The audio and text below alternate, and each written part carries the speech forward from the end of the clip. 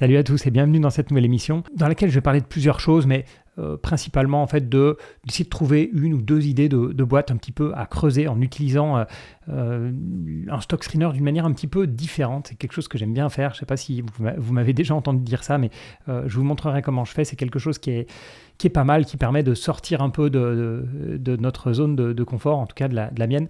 En tout cas, je trouve qu'on vit une période assez sympa, une période que j'aime globalement, c'est la saison des résultats. Pourquoi ? Parce que comme vous le voyez probablement si vous suivez un petit peu la bourse, on est en pleine saison des résultats pour le 4e trimestre de l'année 2023.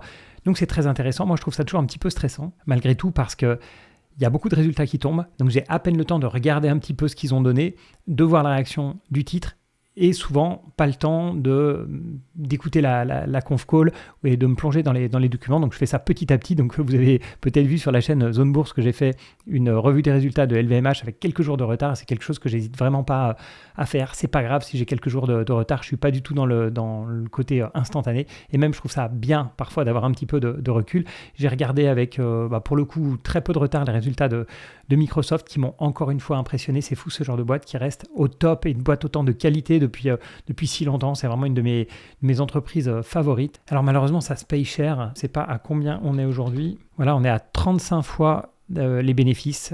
35 fois les bénéfices, c'est quand même cher pour Microsoft. On a eu l'occasion de la payer beaucoup moins cher que ça. On est quand même en termes de valorisation sur des niveaux élevés. Et ça, c'est vrai que c'est quelque chose qui a quand même tendance à me refroidir un petit peu en ce moment. Ça ne me fait pas vendre, mais en tout cas, ça ne m'a pas fait en rajouter. Donc au moment où j'ai écouté les résultats, je me suis dit c'est quand même une super boîte, une croissance de fou, un impact de l'intelligence artificielle qui est réel et concret, de la croissance sur plusieurs domaines, hein, donc pas sur une seule activité, pas que sur le cloud, Azure, etc., mais vraiment sur pas mal de domaines. Et puis quand je regarde la valorisation, je me dis non, c'est pas possible, je peux pas en remettre avec un PER de 35. Bref, mais pourquoi aussi est-ce que j'ai bien aimé la période actuelle, c'est que typiquement, j'ai fait une masterclass samedi dernier à Paris et j'ai beaucoup apprécié l'échange, les personnes, enfin vous, hein, les investisseurs qui viennent. Ce qui est super, c'est que oui, on parle entreprise, on parle investissement, mais surtout on peut partager. Donc moi, je donne ma méthode, en fait, si vous voulez, je parle de ma checklist, ma méthode d'investissement, etc. Et puis en face, j'ai des gens qui me parlent de leur méthode, de leur portefeuille. Donc c'est beaucoup d'échanges, même des gens, et je les salue, hein, qui font des options, etc. Donc qui font des choses un petit peu différentes. Et c'est toujours intéressant de voir comment ça se passe. Donc beaucoup d'échanges et de valeur ajoutée pour eux, j'espère, en tout cas pour moi c'est sûr. Donc j'ai hâte d'aller à Lyon et à Bordeaux pour les prochaines, hein, qui sont malheureusement déjà, enfin heureusement pour moi, mais malheureusement pour si vous voulez venir, qui sont déjà complètes. J'ai Paris aussi le 2 février, il me reste le 10 février, c'est ça ? Oui, 10 février, il me reste encore 2 places à Paris, donc voilà, n'hésitez pas si vous êtes intéressé à regarder dans le lien de cette vidéo. Et ce qui est génial, c'est que notamment d'aller pour le coup à Paris pour ma dernière masterclass, ça m'a permis d'aller voir Indépendance AM, donc anciennement Indépendance et Expansion. Donc j'ai été invité par un co-gérant qui m'écoute de temps en temps, et j'ai ainsi pu parler avec William Higgins, le gérant du fonds Indépendance et Expansion. Enfin, ils sont des co-gérants, ils sont 4 co-gérants, voilà, avec leur fonds France, Europe, etc. Et c'était vraiment un échange très intéressant parce qu'ils font du quality value. Moi, je fais du quality tout court, donc je regarde beaucoup moins la valorisation, mais c'est vrai que ça me fait une bonne piqûre de rappel sur la notion de valorisation. Moi, j'investis à des multiples bien plus élevés qu'eux. Ils ont une performance magnifique. Allez voir sur le site Indépendance AM, vous allez voir leur fonds de small caps, notamment en France, qui a un historique énorme et des performances vraiment, vraiment superbes. Donc ça me fait toujours réfléchir et ça me fait dire que peut-être en ce moment, je mets un peu trop l'accent sur la qualité et peut-être pas assez sur la valorisation. Donc voilà, ça me fait un petit peu réfléchir, ça me fait me remettre en question et me dire, alors bon, les très bonnes performances ces dernières années avec notamment les valeurs de qualité US, donc je ne veux pas non plus trop me remettre en question, mais c'est quand même bien de se remettre en question dans des marchés qui ont des valorisations élevées. Hein. Vous savez, on a 19-20 de PER aux États-Unis, c'est un niveau élevé. Quand même, voilà, c'est un niveau élevé, sachant que moi je suis en plus dans des boîtes de qualité donc qui ont tendance à avoir des PER au-dessus de ça, donc même si elles délivrent bien, elles continuent à être en croissance avec une belle qualité, etc., une grosse rentabilité, des grosses marges. Voilà, c'est toujours bon d'avoir ce genre de piqûre de rappel. Et de parler avec Indépendance AM, ça m'a fait voir que certaines fois on arrive à comprendre la culture d'une société juste à des petits détails. Ça me fait souvent penser à Amazon. Amazon, si vous regardez les résultats comme je le fais, alors je vais vous mettre sur les résultats d'Amazon, j'avais préparé ça, vous regardez la simplicité des slides d'Amazon, de l'annonce de résultats. C'est des slides, on a l'impression qu'ils ont 20 ans. Hein, vous voyez le fond blanc, la police basique. On a l'impression que peut-être un jour, il y a un stagiaire qui a essayé de mettre un graphique camembert en 3D puis s'est fait taper sur les doigts.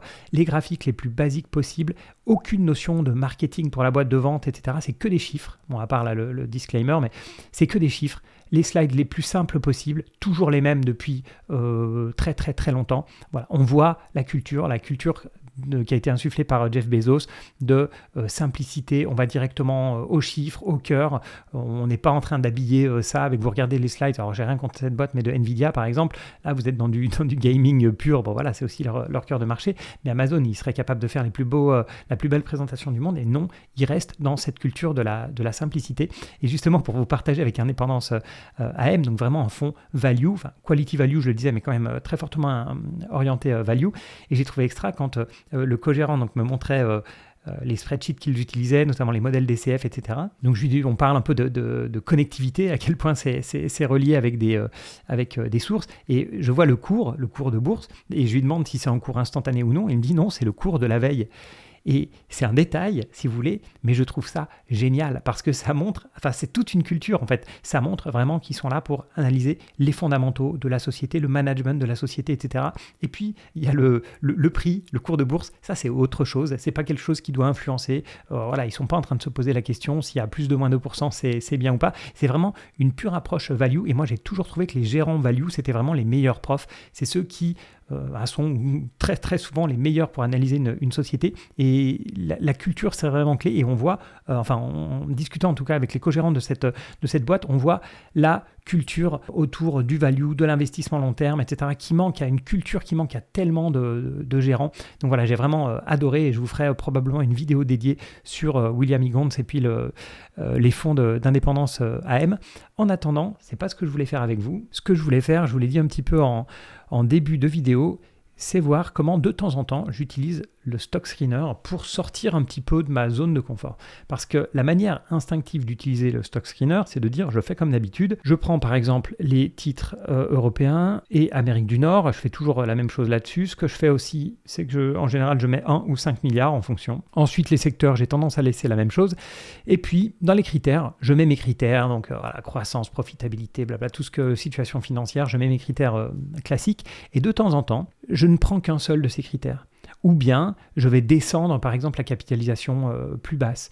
Mais ce que je vais faire, c'est que la notion de marge, pour moi, plus ça va, plus parfois si j'avais un seul critère à utiliser, ce serait la marge. En compète, on va dire, avec le ROI, avec le rendement sur capitaux propres. Et parfois, je me dis, allez, je vais pousser au maximum. Ici, je regarde vraiment les sociétés qui ont la meilleure profitabilité dans le monde et je regarde sur quoi je tombe. Donc ici, je vais baisser jusqu'à 1 milliard de capitalisation boursière et je vais juste bidouiller un peu le classement pour mettre en premier la profitabilité et en deuxième, la note d'investissement. Et je vais regarder un petit peu sur quoi on tombe. Alors la première société m'est absolument inconnue, Hoechst Autoliner ça. Alors qu'est-ce qu'elle fait cette société Autoliner? Donc c'est une société qui est spécialisée dans la détention, l'affrètement à long terme et l'exploitation de navires rouliers pour le transport maritime de véhicules. Intéressant, mais on est là pour les marges. Donc je vais juste pour voir un petit peu la tête qu'ont les produits de l'entreprise. D'accord, donc ce sont des cargos, on l'a compris. Et des cargos, donc ce qui était indiqué, c'est des cargos qui transportent principalement des véhicules. Donc on voit qu'ils transportent de tout, hein, même des tramways, même des trains, même de l'équipement minier, des machines agricoles, etc. Donc ils sont spécialisés dans le cargo, qui sont spécialisés, même des bateaux, donc des bateaux qui transportent des bateaux, c'est sympa. Très bien. Donc on comprend, voilà, ils sont vraiment sur une niche, on va dire, en tout cas au sein des cargos, ils sont, au sein du fret, ils sont donc sur un petit peu une niche. Et là, comme je suis purement sur la profitabilité, je vais regarder un petit peu ce que ça donne. Et on voit déjà au niveau des marges, alors effectivement, je comprends que ça ressorte dans le screener puisque les marges sont complètement démentes. En 2022, il y a une marge d'exploitation de 50%, marge nette de 50%. Après, ce qui tout de suite me fait tiquer et qui me gêne, moi j'adore les marges énormes, mais il faut que les marges soient stables. C'est-à-dire que c'est très facile d'avoir des marges très élevées si la marge dépend, par exemple, du prix d'une matière première. On peut avoir des marges d'un coup, on va perdre de l'argent une année, puis des marges énormes l'année prochaine parce qu'on est à la merci, l'année suivante, parce qu'on est à la merci comme ça dans certains produits. Et ici, on voit qu'en 2021, les marges étaient toujours très confortables, mais beaucoup moins importantes. Et puis on voit un espèce de pic en 2022. Et je pense que ça peut s'expliquer par le fait qu'ils sont très dépendants du prix du fret, en fait. Et le prix du fret, c'est... alors, où est-ce que je peux trouver ça ? Il y a plusieurs indices sur le prix des containers, il y a le Baltic Index, etc. Et on voit qu'il peut y avoir ici, donc là c'est le World Container Index, on voit à quel point ça peut, suivant s'il y a un blocage à un certain endroit, etc. Vous savez, il y a des problèmes au Yémen, voilà, le canal de Suez qui peut poser problème tel autre endroit, Panama, machin. À chaque fois qu'il y a un blocage quelque part, ça fait exploser le coût du fret. Et donc, ils sont extrêmement sensibles à ça. Donc, même si l'entreprise a l'air originale et ça changerait totalement, c'est un secteur dans lequel je ne suis pas, pour moi, on manque de la stabilité. Et dans l'investissement qualité, la stabilité, c'est quelque chose de clé. Oui, on veut un peu de croissance, oui, on veut des grosses marges, oui, on veut un rendement sur capitaux propres, mais on cherche surtout la stabilité. Moi, je préfère avoir moins de croissance ou des marges moins élevées, mais que les marges soient soit très stables, soit évidemment en croissance. Donc, je vais retourner dans mon stock screener pour voir quel était le numéro 2. Ah, et le numéro 2, je n'avais pas vu tout à l'heure, c'est GTT. Alors, GTT, c'est drôle parce que c'est une valeur française, évidemment, qui est souvent mentionnée dans les commentaires de mes vidéos, etc. C'est une valeur qui vous intéresse beaucoup, enfin peut-être pas tout le monde, mais en tout cas qui intéresse pas mal le monde, et c'est une valeur que je n'ai jamais regardée. Et pourquoi est-ce que j'ai jamais regardé ? Et on va voir ça tout de suite. Donc leader mondial de la conception de systèmes de confinement à membrane cryogénique utilisés pour le transport maritime et pour le stockage du gaz naturel liquéfié, GNL. Voilà, donc en fait c'est principalement perception de redevance, revenus issus de la construction des méthaniers, des unités flottantes de production, etc., etc. Et puis, ils ont une partie ingénierie. Et c'est drôle parce qu'à voir comme ça, j'ai l'impression qu'ils sont beaucoup moins impactés par le prix des matières premières, justement, et notamment les prix de l'énergie que je le pensais. Et si je regarde les marges, donc les marges sont complètement folles. Alors, elles sont malheureusement descendantes parce que je me méfie toujours des prévisions. Donc si j'enlève les prévisions, qui sont ici toute la partie rayée, toute la partie 2023 et après, même si sur la partie 2023, il reste plus grand-chose, j'imagine, à estimer, donc ces chiffres doivent être très proches de la réalité, on voit quand même que les marges depuis 2018 ont l'air de se serrer un petit peu.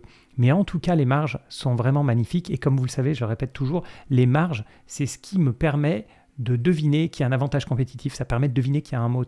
Et vous le savez probablement si vous investissez dans l'avantage compétitif, dans les moats, c'est très dur à discerner, à mettre des mots dessus. Parfois, on a l'impression que telle marque va avoir un moat, donc qu'elle va être inattaquable si vous voulez, et puis en 3 ans, la marque se met à complètement dégringoler et se fait disrupter par d'autres. Et à l'inverse, il y a des marques qui paraissent être très facilement disruptables. Je recite souvent la même Crocs. On se dit mais finalement pourquoi Crocs arrive à avoir des chiffres aussi beaux que ça ?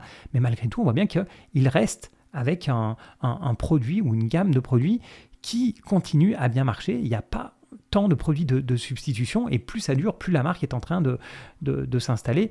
Et c'est vrai qu'on ne peut pas toujours deviner à quel point un brevet, un écosystème, un avantage coût, parce que certaines fois le mot c'est juste l'avantage coût, on arrive à produire moins cher que les autres, ça peut être un réseau de distribution comme Coca-Cola, ça peut être plein de choses. On peut imaginer un mot, mais on va avoir des marges très faibles, notamment sur les distributeurs. On peut penser que Carrefour, etc., ou certaines fois on me le dit, on me dit oui, mais ils ont un avantage compétitif par rapport aux autres, ils ont une marque très connue, ils sont dans des lieux, voilà, ils ont leurs centres commerciaux qui sont là, aux meilleurs endroits, etc. Mais je suis désolé, moi quand je regarde les marges, je ne vois pas ça. Je ne vois pas le pricing power potentiel qu'ils auraient. J'ai l'impression d'être justement dans un secteur qui n'a pas de mode, c'est-à-dire où tout le monde se bat à coup de je baisse les prix, je baisse les marges au maximum. Et à l'inverse, la société GTT, que je ne connais pas, je n'ai pas besoin d'aller beaucoup plus loin pour savoir qu'elle a un avantage compétitif majeur. Quand vous vendez un produit 100 et qu'il vous en reste 50 dans votre poche, ça veut dire que vous n'avez pas de concurrent. Vous n'avez pas de concurrent. Donc GTT n'a pas de concurrent. Et si je regarde un petit peu les présentations financières, alors GTT, j'ai trouvé que le troisième trimestre 2023, donc j'imagine qu'ils ne sont pas encore annoncés. Bon, ils ont le carnet de commandes qui a l'air bien rempli. Alors, j'ai aucune idée de la technique et voilà. J'ai l'impression de ce que j'ai lu tout à l'heure sur Zonebourg, c'est que c'est beaucoup c'est de la technologie, presque, parce qu'ils parlaient de redevances. Donc, voilà, ils ont probablement des technologies brevetées, parce que j'avais déjà vu le nom de GTT ressortir, notamment dans les entreprises moyennes qui avaient le plus de brevets. Alors, ça me donne surtout envie de me plonger dedans, en fait. Et c'est exactement pour ça que je fais ce genre d'exercice, parfois de voir les niveaux de marge. Bon, là, il se trouve qu'aujourd'hui, c'est les niveaux de marge. J'aurais très bien pu faire le return on equity et puis enlever tout le reste. J'enlève la situation financière, j'enlève la croissance, etc. Et je me concentre que sur les meilleurs ROI. Et parfois, là, je vais essayer quand même de chercher un bug sur l'entreprise. Donc, je vais rester sur le compte de résultats. Donc, les marges, on a dit qu'ils sont excellentes. Un niveau de free cash flow qui est lui aussi excellent.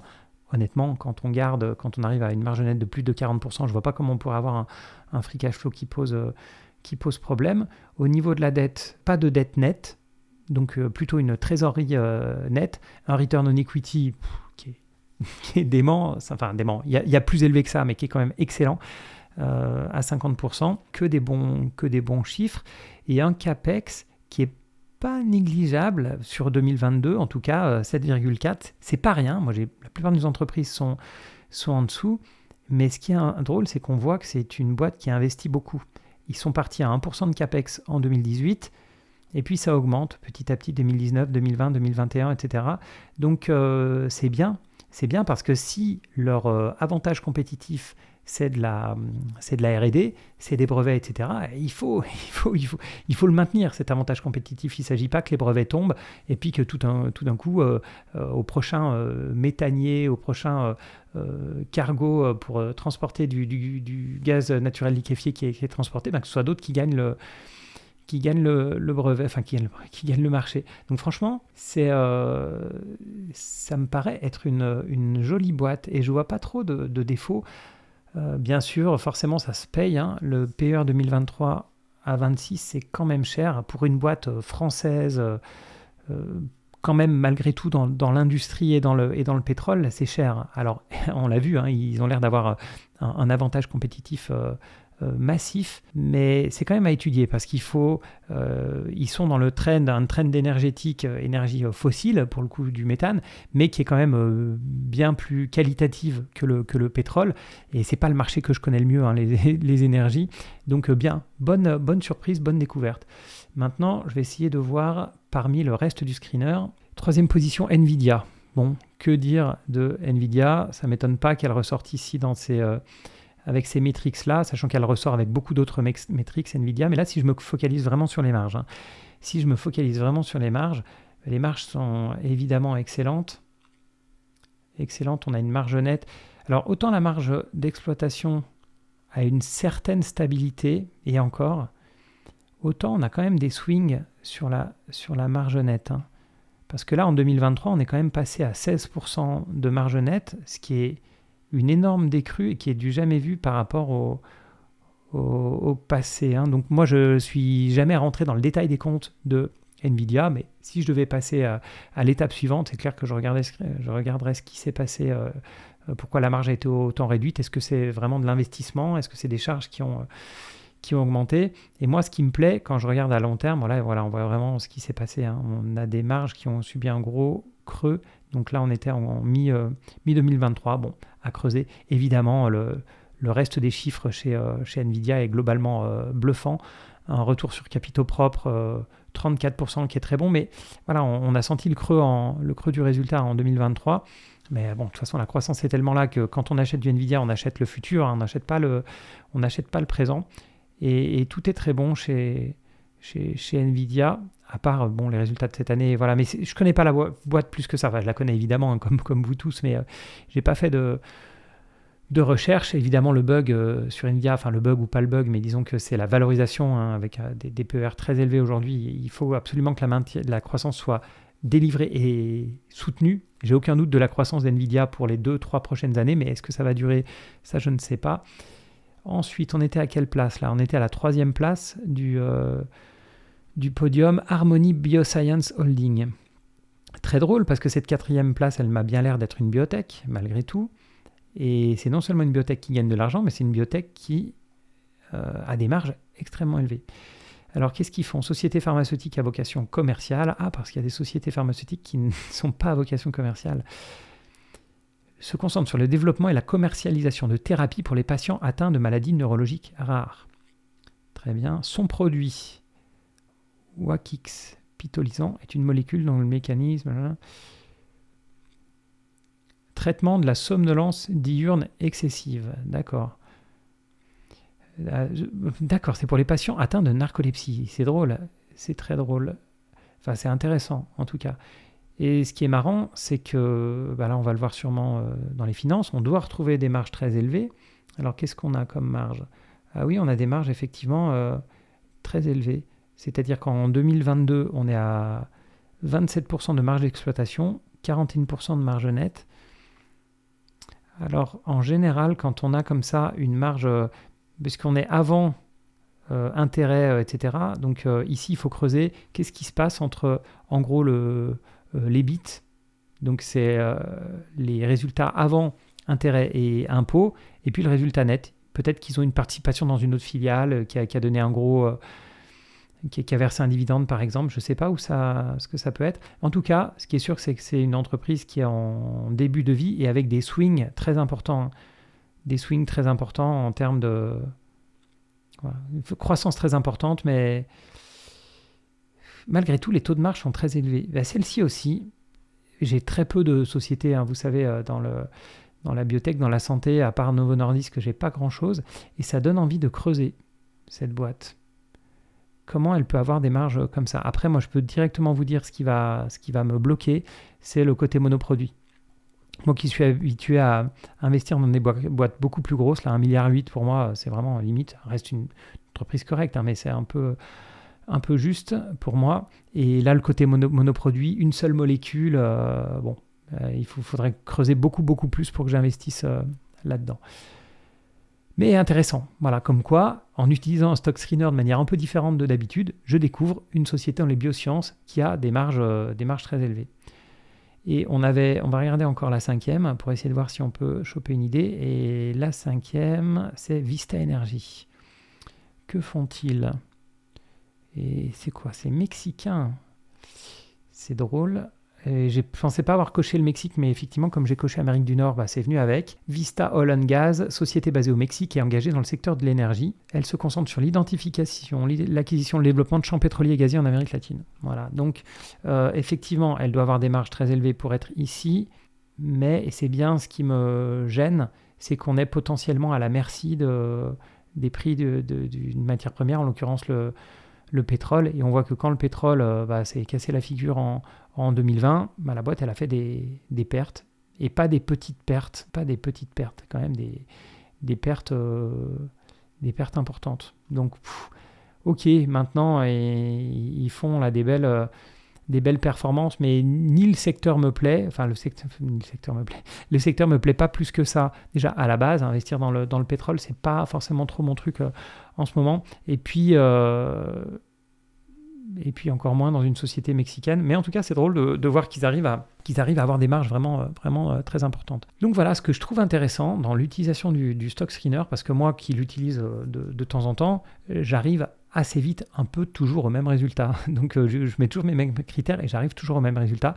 Donc je trouve sympa soit de mettre les mêmes résultats que d'habitude et d'enlever un critère. Par exemple, peut-être que je me dis, je sais pas, je suis trop restrictif sur la situation financière. Moi, j'aime pas les dettes. Donc, pour une fois, je lâche sur les dettes. Et je regarde le reste. Je regarde le ROI, je regarde les marges, etc., la croissance. Et peut-être qu'il y a une société qui passe pas mon critère de dette habituel, mais qui en fait est super sympa. Et elle passe pas juste parce que j'ai mis un seuil. Et c'est intéressant de faire ça soit en enlevant un de mes critères, comme ça tout d'un coup je me retrouve exposé à plein de nouvelles boîtes. Ça peut être évidemment dans des pays nouveaux, ça peut être dans des capitalisations boursières plus petites, pas mal de moyens de faire, ou alors comme j'ai fait aujourd'hui, je prends presque un seul critère, la profitabilité, et puis je vais regarder un peu ce qui tombe en tête. Et il y a pas mal de boîtes voilà, que je ne connais pas. Il y a des boîtes que je connais évidemment là-dedans. Je suis content de retrouver des sociétés dans lesquelles j'investis du type Novo Nordisk,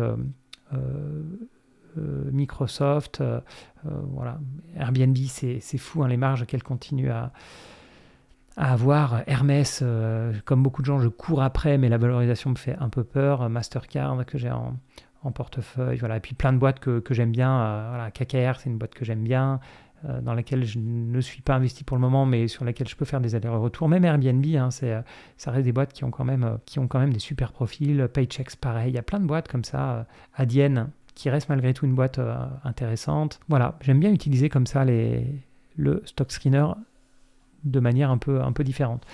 Donc on est toujours, comme je vous le disais, en pleine annonce de résultats. Il y a Amazon, je crois, qui sort aujourd'hui. Je vais aller fouiller un peu Amazon. Je ferai probablement une vidéo sur Amazon globalement. Alors en partant des résultats, mais peut-être plus globalement sur Amazon. Amazon, j'ai une toute petite position parce qu'elle me gêne, cette boîte. À la fois, c'est une boîte que j'aime beaucoup pour certains côtés, que j'aime beaucoup moins pour d'autres. Donc, ça va m'aider à faire une vidéo. Vous savez, je le fais pour vous, mais aussi pour moi. Ça m'aide à me pousser à fouiller un petit peu une entreprise. Donc là, ça va me permettre de refouiller un petit peu Amazon. Donc voilà, je vais probablement sous peu faire une vidéo sur cette boîte quand même hallucinante, qu'on aime ou non, qu'on n'aime pas l'empreinte écologique, qu'on n'aime pas le côté entreprise mondiale, etc. Ou au contraire, qu'on adore le succès de Jeff Bezos. Ça reste une boîte qui laisse pas indifférent. Voilà, merci à tous de m'avoir écouté jusqu'au bout. Merci à tous ceux qui se sont inscrits pour les masterclass. J'ai hâte de vous rencontrer. Et puis merci pour les suggestions de boîtes à analyser. On ne pourra pas toutes les voir en général, on ne peut pas toutes les regarder, mais ça donne des idées comme ça de 2-3 boîtes à approfondir et à discuter encore plus. S'il y a des professionnels du secteur dans la salle, là, ça c'est toujours encore plus intéressant parce que ça permet de voir ce qu'on sait, ce qu'on ne sait pas en tant qu'investisseur. Parfois, on passe à côté de gros trucs et parfois, à l'inverse, on arrive à bien sentir un petit peu un secteur, un segment de marché ou une entreprise. Voilà, merci à tous. Mettez-moi en commentaire hein, si vous avez des idées de vidéos, c'est toujours très, très sympa. Et puis, bien sûr, à bientôt pour une autre émission.